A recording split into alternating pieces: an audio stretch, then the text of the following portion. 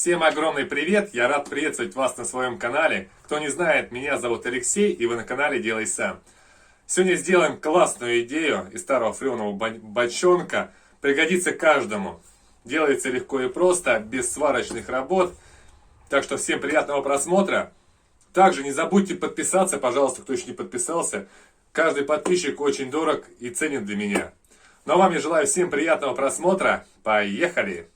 Работать будем вот с таким вот баллоном из-под фреона. Признаюсь, купил его на металлоприемке, за копейки давным-давно у меня валялся. И вот пришло время и его. Сейчас делаю разметочку, для этого беру самое, что ближайшее попалось под рукой. Это аккумулятор от УШМ.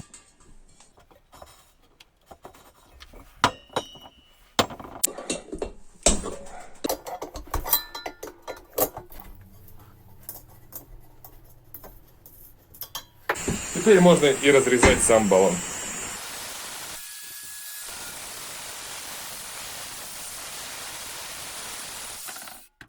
Пока баллон не разрезал, можно было его зачистить вот таким вот коралловым диском. Можно сделать это вот таким вот образом, а можно и таким.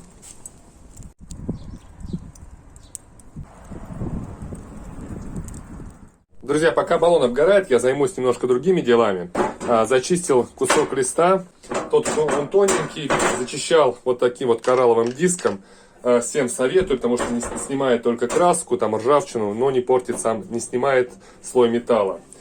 Теперь мы с вами сделаем два отрезка по 5 сантиметров, потому что мне длина не позволит сделать больше. Один кусок длины было бы хорошо сделать.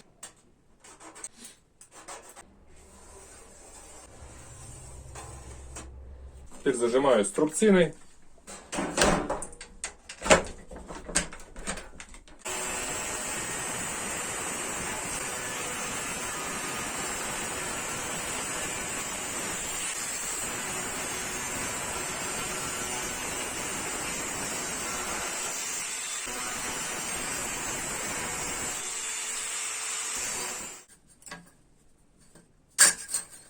Пока убираем их в сторонку. Баллон хорошенечко обгорел. Теперь можно просто обычной щеткой воспользоваться.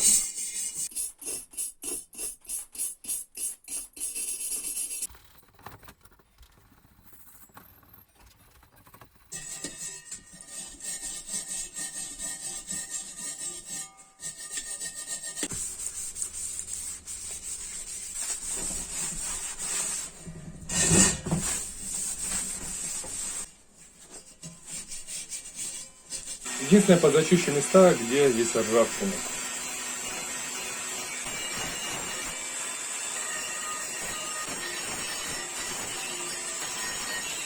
Каждые 5 сантиметров сделаю разметочку.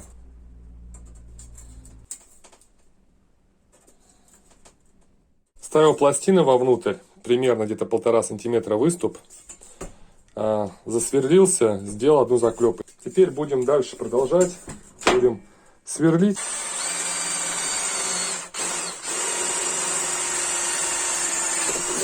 Сразу вставляем заклепку и прижимаем.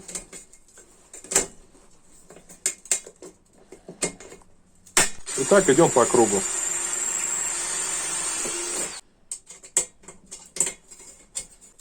В процессе понял, что делать лучше это при помощи пассатиж. Прижимаешь. И сразу получается у тебя ровненько.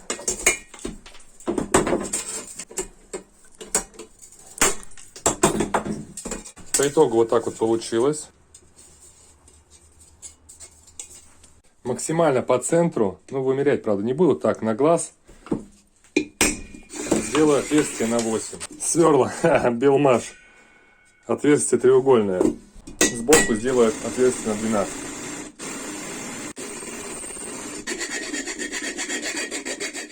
Правда, потом подумал и решил просверлить отверстие до 20. Я рассверлил ступенчатым сверлом.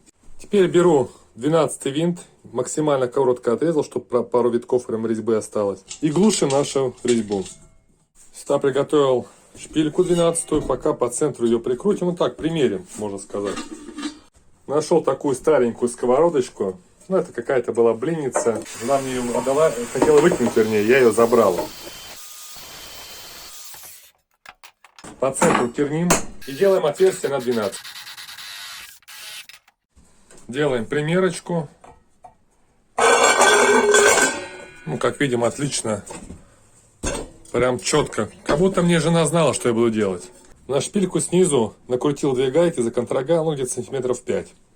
Вот низу получилось. Друзья, в общем, шпильку я укоротил. Ну, примерно оставил 5 сантиметров выше отрезной части. Для того, чтобы можно было регулировать. Теперь возьму шайбочку. О, также нашел вот такую вот решетку с нержавейки. Прям отлично она подходит сюда. Она и так хорошо, но чтобы было еще лучше, ставим сверху шайбу и накручиваем еще одну гайку. Вот так. Теперь она никуда не денется, то есть не будет таких вот перепадов. Всю конструкцию теперь можно вот так и выкрутить.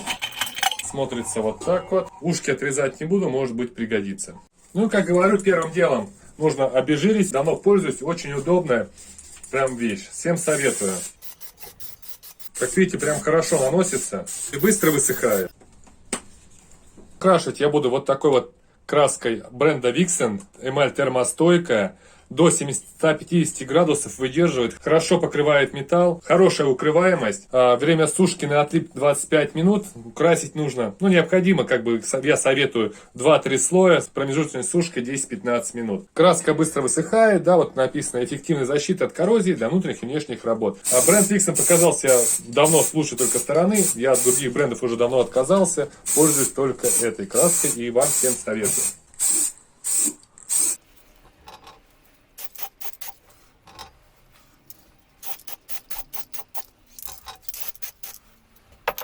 Друзья, после покраски не забывайте баллончик переворачивать и продувать его, чтобы сопло прочистилось и потом можно было пользоваться. Пока сохнет, решил сделать ручку. Ручку буду делать с обрезка черенка. Это, я так понимаю, береза. Сейчас сделаем сквозное отверстие на 8.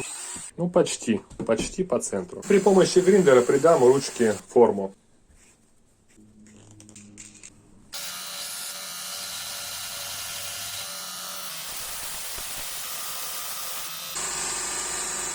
Друзья, краска высохла, как видите, все четко. Прям результат отличнейший. Также немножко подкрасил ручку. Получилась у меня вот такая. Ну, самодельная зато. Вставляем теперь ее на место. Переворачиваем и гаечкой на 10 фиксируем. Для чего вот это отверстие? Отверстие у нас для температурного датчика. Нашел вот такую какую-то гайку и зафиксируем.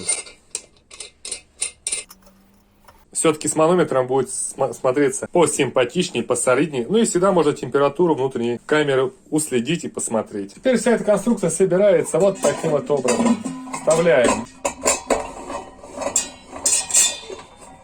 Все это затягивается. Крышечкой сверху закрываем. Вот коптилочка получилась зачетная. И укладываем на решетку в коптильню. Как раз 2 штучки среднего размера прекрасно помещаются. Можно, конечно, было бы и 3 положить, разместить. Но нам на нашу семью, на 2 человек, будет за глаза.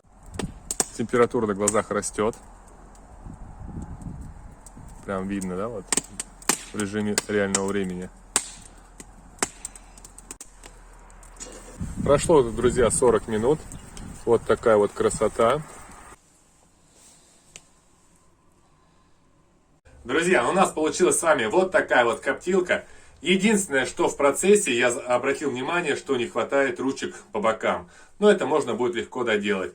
А так, поверьте мне, получилось классно. Рыбка очень вкусная. Если вам интересно, как я мариновал ее, у меня есть 2-й канал. Там я выпустил тоже новое видео. Можете зайти посмотреть по ссылочке в описании. Перейдите, подпишитесь на мой новый канал. Поддержите лайком и комментарием. Там есть несколько интересных моментов, что не показываю на основном канале, а можно узнать на лайв-канале. Так что переходим, подписываемся и смотрим. Вам я хочу сказать огромное спасибо, кто смотрит, кто поддерживает. Жду от вас обязательно обратной связи. Ну и всем хорошего настроения, самое главное здоровья. Всего-всего самого хорошего. До новых встреч, пока-пока.